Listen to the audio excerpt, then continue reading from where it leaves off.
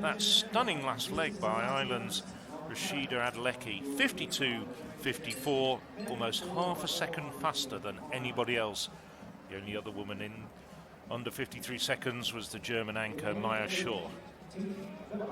Well, take a deep breath, a swig of water, certainly in this hot Tallinn sun. It all comes down to this, the final of the men's 4x4. We've just seen Belarus on the outside.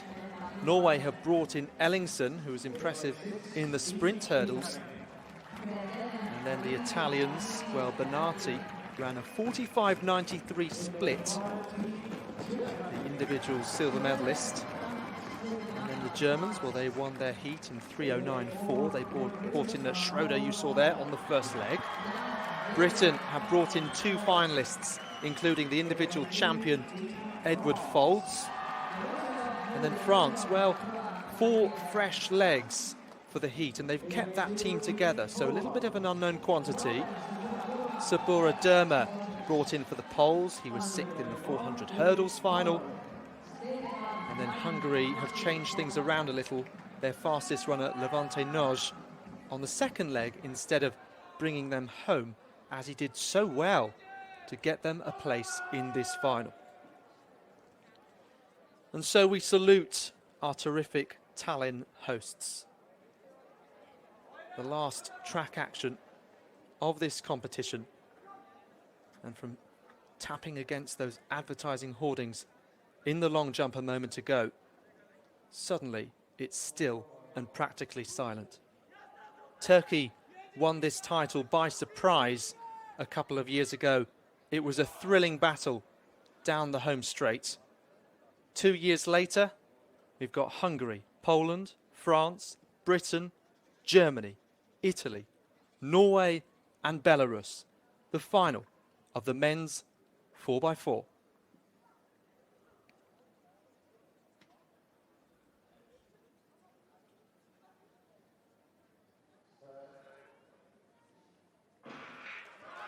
Well, you can almost hear the wind in the trees, so silent was the Kadriorg Stadium. But now we're underway and driving into this first leg as we continue with the stagger until the second leg.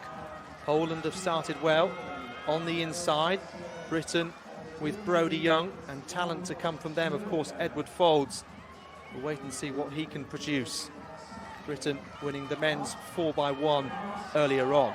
But what about the Italians? Won on home soil in Grosseto in 2017, and then a year later taking the World Junior title. Norway, they're on the outside. Just tiring is Ellingsen towards the finish. No surprise, he's a sprint hurdler. That's his best event. Britain with Sam taking up the baton now.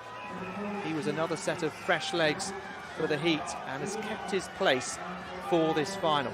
And he's being chased down by France. Look at the grit and determination of Mudio Prizol. Now moves up into second spot. Poland battling in third. A 1-2 for them in the 800 metres, looking for one more medal.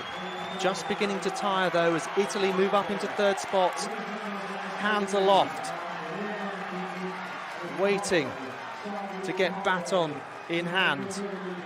Britain now with Charlie Carville, his first ever competition abroad, just missed out on a medal in the 400 metre final.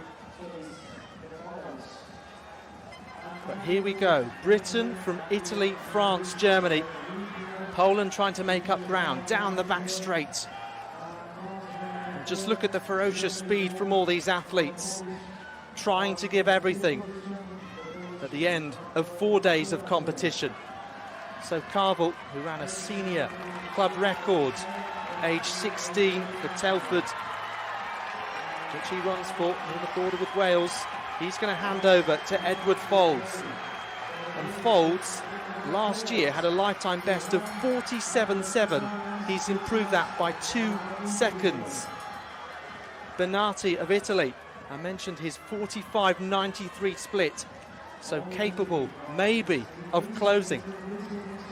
And Folds maybe will relax down this back straight and just float into this top bend. And just look at that, hands on head from spectators. Folds with an absolutely massive advantage over Benatti. France and Germany battling over bronze.